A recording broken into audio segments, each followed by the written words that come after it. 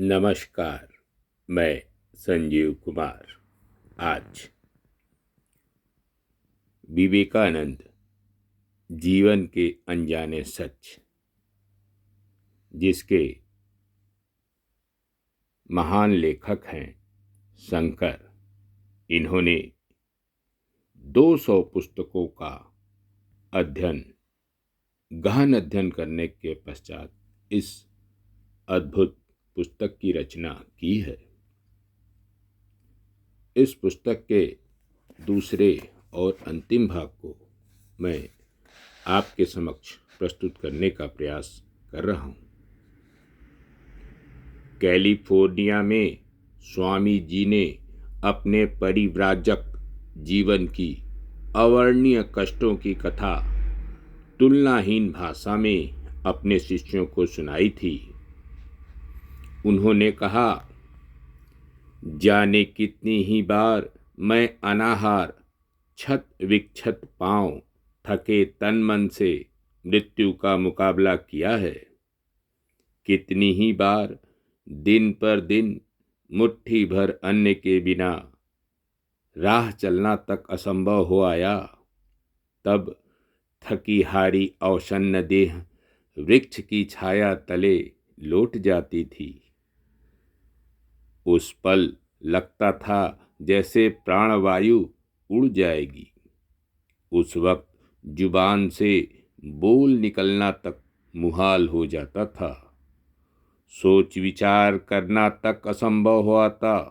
उस वक्त मेरे मन में यही भाव उठा करते थे, मुझे कोई डर भय नहीं है, मेरी मृत्यु ही नहीं है, मेरा कभी जन्म नहीं हुआ, मृत्यु भी नहीं होगी।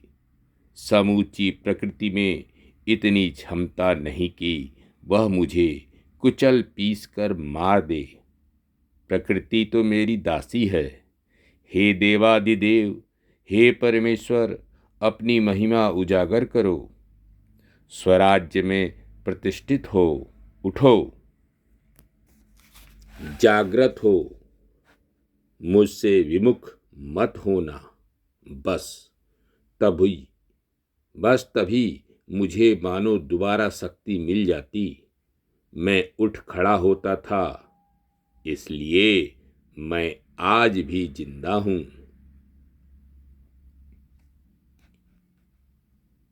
अत्यंत ध्यान देने योग्य है। 2 दिनों बाद जो शख्स शिकागो में हलचल मचाने वाला था और विश्व विजेता बनने वाला था, वही अनाहार की वजह से मौत का सामना कर रहा था। बेहद भयंकर है यह अमेरिका देश। यहाँ भिक्षा मांगना अपराध है। अंत में स्वामी विवेकानंद ख्याति, सम्मान और श्रद्धा के मुकुट से सुशोभित हुए, लेकिन प्रयास के दिनों में अर्थ समस्या का समाधान हमेशा नहीं हो पाता था। उनके सहयोगी एक अमेरिकी साधक कृपानंद ने न्यूयॉर्क से मिसेज उली बुल को चुपके चुपके खबर दी। कमरे का किराया, विज्ञापन देने, छापने वगैरह का सारा खर्च स्वामी जी खुद वहन कर रहे हैं। ये सारे खर्च चलाते हुए अक्सर वे बिना खाए रह जाते हैं, लेकिन वे दैत्य की तरह मेहनत करते हैं। स्वामी विवेकानंद को फल बेहद प्रिय थे। उनका विश्वास था कि आम इंसान का कर्म पर जितना हक है, पेड़ के फलों पर भी उतना ही हक है। स्वामी अद्वैतानंद गोपाल चंद घोष से उन्होंने कहा था, जो इंसान फल और दूध पर अपनी जिंदगी गुजार देता है, उसकी हड्डियों में जंग नहीं लगती। खाना पकाने के संबंध में स्वामी जी कहा करते थे, काम चाहे जो भी हो, पूरे मन से करना चाहिए। जो अच्छी रसोई नहीं पका सकता वह पक्का साधु नहीं हो सकता। शुद्ध मन और केंद्रित चित्त से अगर खाना नहीं पकाया जाए तो खाना सात्विक नहीं होता। प्रमथनाथ बसु ने अपनी पुस्तक में विवेकानंद के बारे में कहा है, सुगठित अवयव। उनमें सिंह अवयव का सौंदर्य था, परंतु उनके सौंदर्य का पूर्ण वर्णन रोमारोला ने अपनी प्रसिद्ध पुस्तक के प्रारंभ में ही किया है कि विवेकानंद की देह थी मल्ल योद्धा जैसी सुदृढ़ और शक्तिशाली। विवेकानंद की सुदीर्घ देह थी 5 फुट 8.5 इंच, प्रशस्त ग्रीवा, चौड़ी छाती, सुदृढ़ गठन, कर्मशील पेशियां, समृद्ध बाहें, श्यामल चिकनी त्वचा, भरा भरा मुखमंडल, चौड़ा माथा, कसे हुए जबड़े और अपूर्व आयताकार पल्लव भर पार से झुकी झुकी गहरी कजरारी आंखें। मझले भाई महेंद्र नाथ दत्त के अनुसार स्वामी जी की पांव की तल्ली का अगला हिस्सा और पिछला हिस्सा जमीन से टिक जाता था। ऐसे पांव को खड़ाऊ पांव कहते हैं। उनके पांव पतले, सकरे और अपेक्षाकृत लंबे थे। हथेली की उंगलियां पतली, लंबी और अगला हिस्सा नुकीला था। नाखून मोती की तरह उजले और किंचित ललछौही।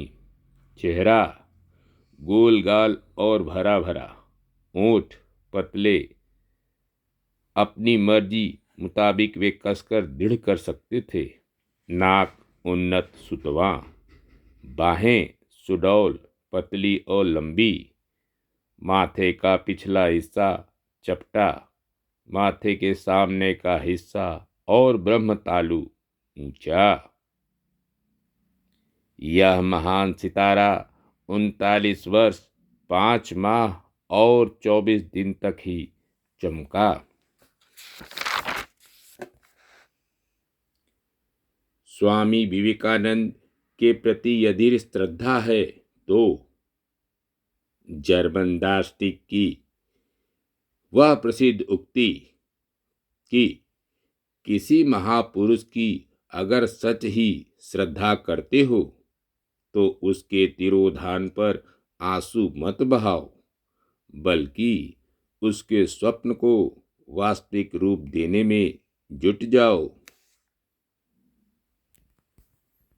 महासमाधि के 2 वर्ष पहले अप्रैल 1900 में स्वामी जी ने अपनी भक्त अमेरिकी मित्र मिस जोसेफिन मैकलाउड को अल्मोड़ा से एक हैरतअंगेज पत्र लिखा।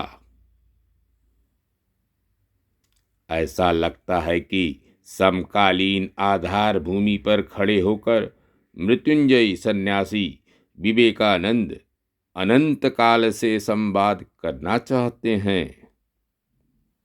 स्वामी जी ने लिखा, मैंने जो जन्म लिया इसकी मुझे खुशी है। इतनी इतनी तकलीफें मिली उससे भी मैं खुश हूं। जीवन में जो बड़ी बड़ी भूलें की उससे भी खुश हूं। मेरे लिए किसी को दुनिया में लौटना पड़े ऐसे किसी बंधन में मैं किसी को भी छोड़कर नहीं जा रहा हूं, या ऐसा कोई बंधन मैं किसी से भी लेकर नहीं जा रहा हूं।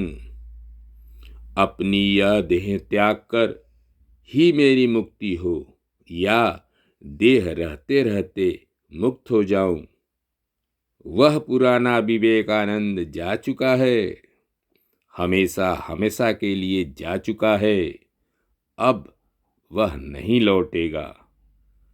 शिक्षादाता, गुरु, नेता, आचार्य विवेकानंद जा चुका है। पड़ा हुआ है वही बालक, प्रभु का वही चिर शिष्य, चिर पदाश्रित दास। यही विवेकानंद इंसानों के हृदय मंदिर में अनंत काल तक पूजित होते रहेंगे। धन्यवाद। नमस्कार।